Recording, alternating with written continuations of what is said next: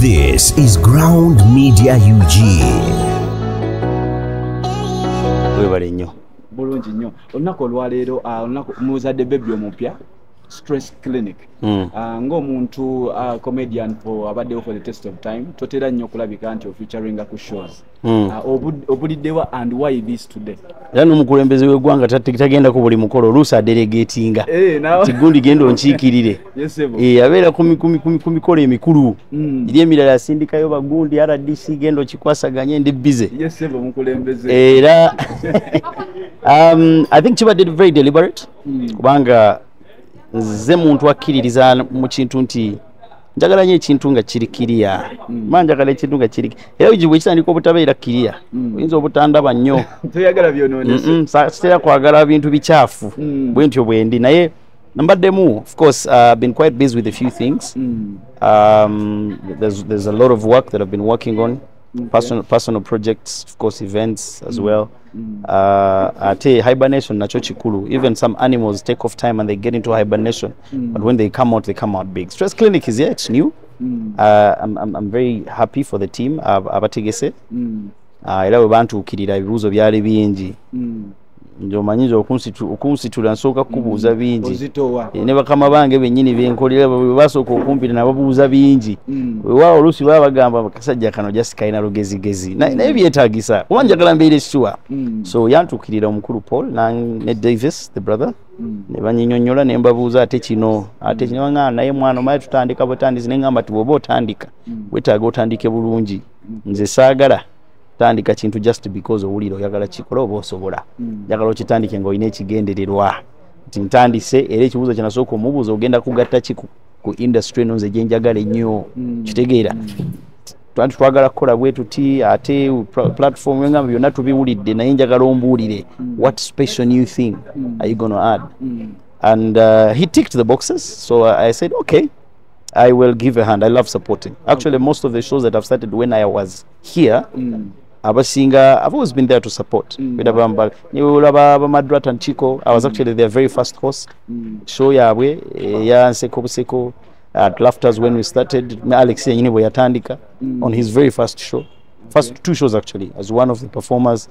It is good to support. Salvador Yakolaman from Ombokolo. I was one of his script writers with Napoleon and Vince Musisi and Mendo. When Kanisimi started, even Mendo himself, when he started doing separate things as Teacher Mpamire, I'm one of the people who've been there to write when he called on me to write, help him, produce a very good product. So, Jembulidde abantu bangi bazze babibuuza. Naye abasinga bategeera nti ninayo ebintu byange byembeera nkwasaganya ate nga bingi. So ebyo oyinza okubalonda ku mata okama amata ebyo nakula mirimu gyaffe era sobola kubyewala. Naye era of course I'm on radio. I've been doing TV shows, but there's a separate work I've been doing. I also do activism, sexual reproductive health and rights. I'm a cultural icon with Reach a Hand Uganda. So tubeeramu tuli busy, but also there was a new baby that started, the Salvador show. I'm one of the producers and co-hosts. So atenga yali egenda ku DSTV, so twali twetaaga ogiteekamu nnyo ku maanyi ne tukola ekyali kyetaagisa. But I'm also building on my own TV shows. Next year, 2 blockbuster TV shows. Wow. My personal work that is coming out. So I don't really love being rowdy and telling people I'm going to be here. Just impola. Okay. Basically, Ronnie, tugenda kulabika into detailing more of the comedy industry because you have been one of the pioneers. When you gamba abantu abaddewo, the faces of comedy that were brought in Ngazili Classic. There has been a rumor for comedian temukwatagana. That's why we see series of events in Ezija from the times from the times what does. Oyo yakwata mpola ali slow nainaga naye atono apa kuka yayagala bintu bitambule. So atolwa okuba nti ebiseera bisinga tubeerawo ne tulowooza nti ffenna tulina ebiruubirirwa bye bimu nate tekibeera kituufu. Manyi Katonda yakola kyamanyi otukweka emitima kati gwe tosobola kumanya nti oli agenda kukola atya. Wano tuyinza okuba twogera kimu naye ye ng'alaba twogere kimu kubanga kye kimpisaawo nze nsobole okufuna kyenjagala naye nga bintu byanjawulo. So eri gye twava ekisookera ddala Stand Up Uganda yajja and it did great to manya okuyigiriza abantu ne bategeera stand up comedy kyeki. Then netufunayo shows endala Pablo Live very good show. Effendis Crackers netandika yakola nnyo actually for so many years. But I used to be at Crackers once in a while. Actually, I think the very first time when I called about to call Kings of Comedy, Uganda. So nibakola byebakolaawo ngenda kuwulira ate bakyusizza. By that time, by the way, nze nali ne Fun Factory. Because Fun Factory bali bakola sketch, so nze nali nkola fillers for stand-up. Because Pablo had left Fun Factory. Baitanga U-turn ku TV, so they spotted me. Actually, Mendo spotted me nanzijayo. Because nali twali twatandikawo group nga tuli bato. Nga bagiyita brainwash comedy. Abasinga tebagijjukira effe mu biseera nga Crackers bavudde ku Effendis bagenze ku La Bonita. Fate twali ku Sabrina. Aho nno ndi mu first year ku university. So ne bajja ne bandaba, so Mendo took me to Fun Factory. I grew from Fun Factory, then Crackers ne banzija mu Fun Factory.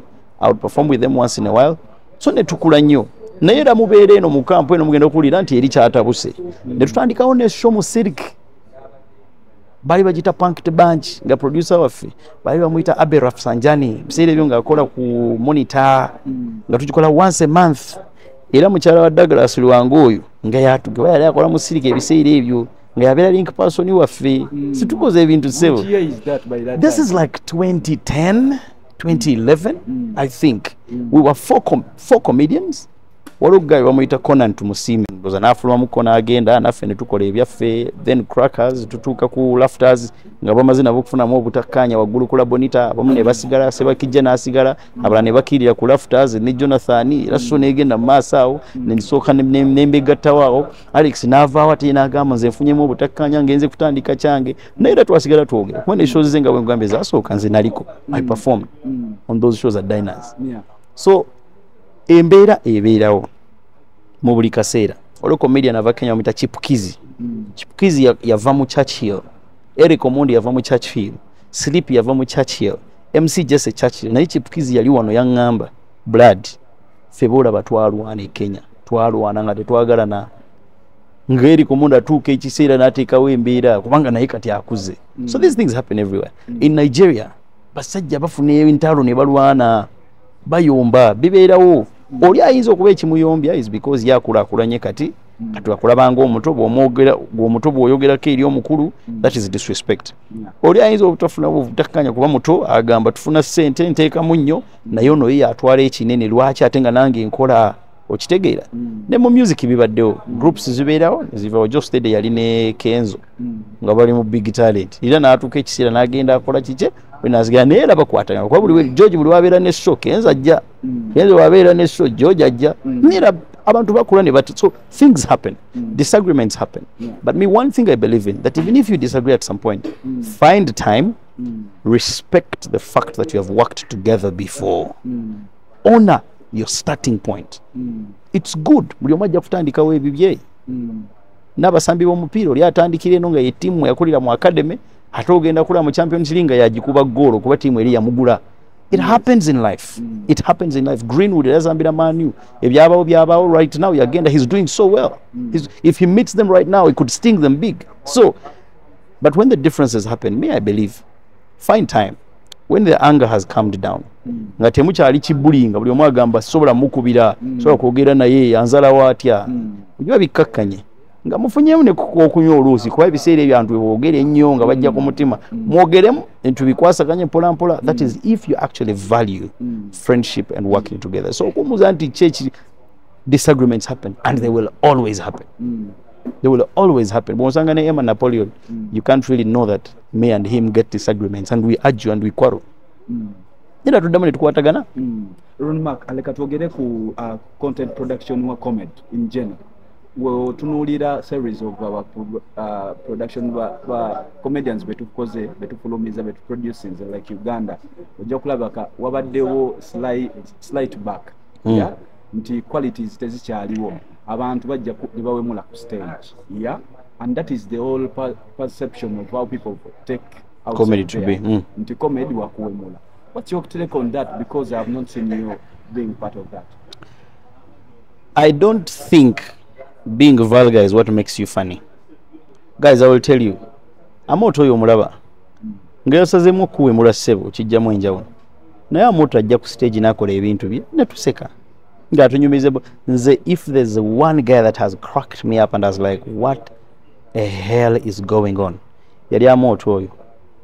And he was not being vulgar. Yali atunyumiza emboozi ku stage. Nga bwe basooka okugenda ebweru. Nga ali ne ba Ronald Mayinja, ali ne I think now he's an honorable Geoffrey Lutaya. Guy yatunyumiza emboozi. But he was performing on stage. That was the most hilarious set I have ever witnessed. Crazy. I used to go on stage and I would crack about school. And people would laugh. Nagendo gende Rwandans okola Kings of Comedy Kigali. People thought I was Rwandese because when I perform in Nganga, I used to use the name Senjuva. And he's my obi, by the way. Nasoma na ye. So people in Rwanda thought it's my name, and because it's they thought I was Rwandese. Salvador, when he cracks about school and life, he talks about a guy called Labeja. You know? Emma Napoleon, I think, also uses some name, some hard name. Daniel Omara does the same. Zendo was chintu chino. First of all, you know, blaming. We took it lightly. We were not particular on what we want in comedy. And that's why I say we diverted from where we started. If you watch comedy across the world, some people use, you know, F words, people use cussing words. Naitu chisusa. Nayo manyo obuzibu we buli. Ababeera mu shows ezo nga baseka gwe ngoyogedde ebyekisiri. Bwe babeera ku end of year party tebakuyita. Bagamba ate mumuyita agenda tuwemula. Kati nze ze nabuukira n'engamba. First of all, I think it also goes back to wakulira. Me, if my parents watched me do that, it would be a disgrace. It would be a great disappointment. Because they know me for it. They've groomed me to be a very different person. So, chanyamba nyo, I don't go that direction. But does that mean that you don't become funny? No. It's different. It's different. Napoleon, I always refer to him. Very good guy. Mendo, Richard Tuwanje. This guy is basket mouth ya jawano. Ila yatugamba sorry yatugamba oyo muyayi nga yatandise okuwemula. Fena wano tetuvaawo. Guy had a set, nothing, clean comedy. So, first of all, abantu balina okumanya, being vulgar is not what is funny. Ate, chikulemesa na sente entuufu. Me, I've been to spaces, to different companies, big time companies. When I'm wakubire simu n'omugamba mwana ndi book kinaye kankufunira omuyayo n'agamba oyo tomumpa ajja tuwemula oyo muleke. Yet those are the guys actually pay real money. Stage take what cent. Stage sells you. You keep in the people's eye. People appreciate you. Bwebere n'emikolo egy'amaanyi we bakuyitira ne bagamba ono omuyaye yakikuba ajje. We bakuyita ng'okuba bbiiru ng'okola kikyo. Naye olw'okuba nti ebintu tubitwalidde awo, I think because we've not had a strong hand. By the way, it is one of the reasons why we set up TUCA, the Uganda Comedians Association. Because our president, was Bujingo Hannington, is very particular on discipline. By the way, Chonochochila told you discipline. If you can afford to come on stage of Umawa and you are very indisciplined in your speech, in your diction, in your choice of words. You're not disciplined. So, Zendoza tuno okuddayo ku kiri nti we must agree and say omanyi comedy industry in Uganda has been growing, but then again we need to find a way of how it will mature. The two are a little bit different. The growth is very evident, of course, with the numbers. The number of comics that we now have, and when I say comics, I mean good comics that we have, is not the number that we initially had. So there's a numeric evidence of what growth is now. Maturity comes to what you're talking about now then. How do we compete on the global stage? But if I asked how many global comedians we know, I think the biggest names we'll put across are from Nigeria, or maybe closest will be Kenya. And it's simply because those boys and girls have understood the market. Even it's actually not just with comedy, even with music. They have understood how to market themselves. And I think it's something we need to learn from and understand. For example, South Africa has so many comedians, but we know about 2 or 3. Ndume Solindi, probably. Of course, Trevor Noah, you know. We had Ntuli who came through for Africa Loves. But they have so many guys, and 4 Pops is crazy. But we'll not know about them. Yet they're actually very big. For me in Uganda, first of all, if we track back to when stand-up comedy became a big deal, it was way back when we had Stand-Up Uganda. Mnet, the one that was won by Pablo. It gave birth to people like Salvador, he was second. Daniel Omara was number 3. Emmanuel Sabakije was number 4, you know. Mendo was in that one, Museveni. So many names came through. It was the nurturing. And now, If we speak about those same names, they're the same people who are doing great acts. Along the way, there's been great inspiration. Anne Kansime going to stand-up. Richard Tuanji can do stand-up. And then we've had so many other names. However, from stand-up Uganda, then we had Crackers. Crackers, first at Effendi's, then later on at Theatre La Bonita. What happens, then we now get a new breed. There's Laughters, okay? That show also grows. So when the team splits and one goes to Laughters, the other stays at La Bonita. That's Comedy Fires. Now from Laughters, something has happened. Meanwhile, in that time, we've had so many guys who have come in. Emma Napoleons, myself, Smart, Omukemete, Ken Van Mook, who is now in Belgium, and so many other guys. Madrat and Chico fit in there. And then Comedy Store comes up. Yeah? I mean, Alex was also performing. So he goes and does his thing. If you look through the states of how all these things happen, something happens, someone chooses to go a certain direction, yeah? Then we have a different outfit. I think for me, for us to get to a level where we are mature enough to compete on global stage and to compete with several numbers. One, it has to come back to unity. One, people must sit down their ego, because everyone wants to prove a point of I'm the biggest. Ego must go down.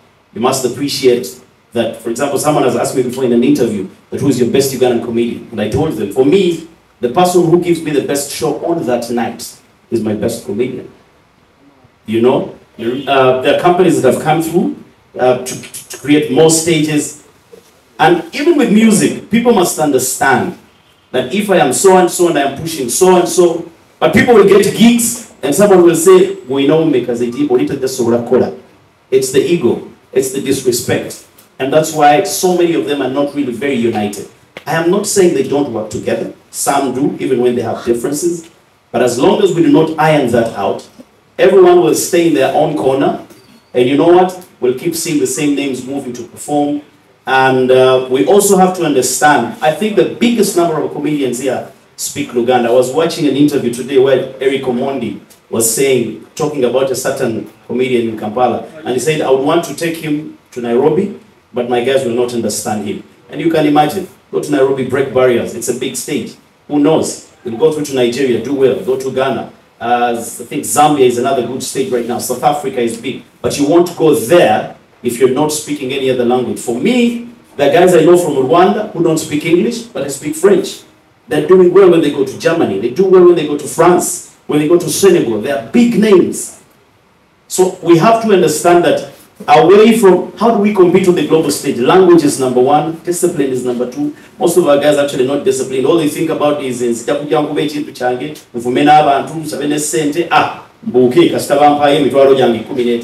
it doesn't work like that. And that's the conversation I had with Paul. And Paul told me, we'll need to be very critical when it comes to discipline.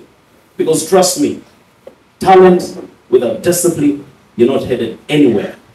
And that is everywhere. Football, music, doesn't matter. Even as a journalist, it works like that. So discipline is key, and we must put in the work. That one is without a doubt. Do not disrespect your audience. You must at every time respect the guys who love you and say, want to come through and see you. So it takes a lot, but I think for me it will begin with individuals.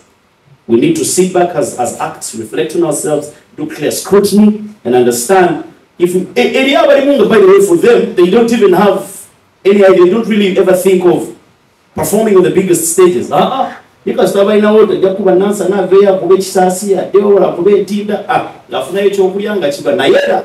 hope they learn, because COVID taught us a big lesson. So we can only compete on the global stage if we have the aspiration, if we have that hunger to be on those stages. Unless we do that, we don't get there.